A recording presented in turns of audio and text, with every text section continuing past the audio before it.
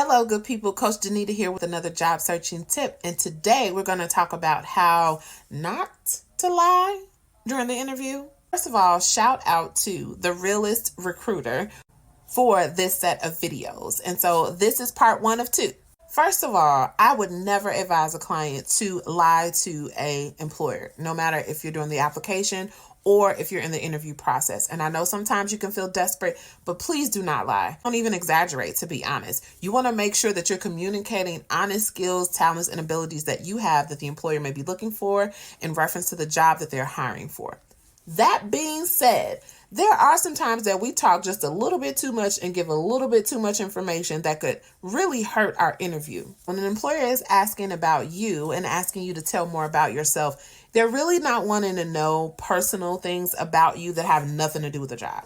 They are always thinking about filling a void at that company. So any information you share with them about yourself has to do with how you can be a good fit for that company. So make sure you've already done your homework. What type of company culture does that company promote? What type of causes do they care about? What does the company do in general, in the world, industry? What are they responsible for? What products do they create? Make sure you take a look at some of those things, as well as the mission statement and vision statement of that company, and maybe even some nonprofit organizations that they partner with, to give you a better idea of what that company stands for. That way, you can respond with the tell me about yourself with something that connects with that company and that company culture. Next, never complain about a previous employer. I don't care how toxic it was. I don't care if you were flat out fired from a previous employer. Even if you were in the right, you never want to complain about a previous employer. Instead, you can always make comments about maybe a change or shift in leadership. There's a new department. Maybe your position is becoming obsolete. Maybe they're no longer supporting your talents or skill sets for that particular job title.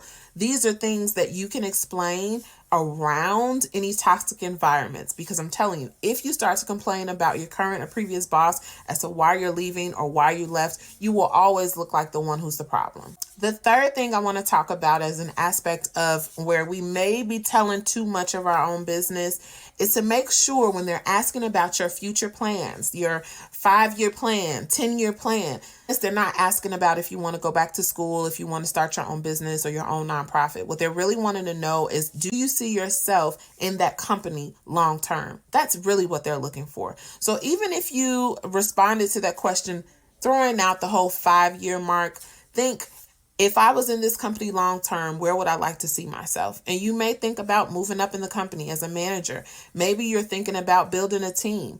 Maybe you know the company is looking to grow and you wanting to be a part of that. You want to talk about helping them pursue their goals and how you can do that, whether that's based on your personality, your personal interests, or professional skills and talents.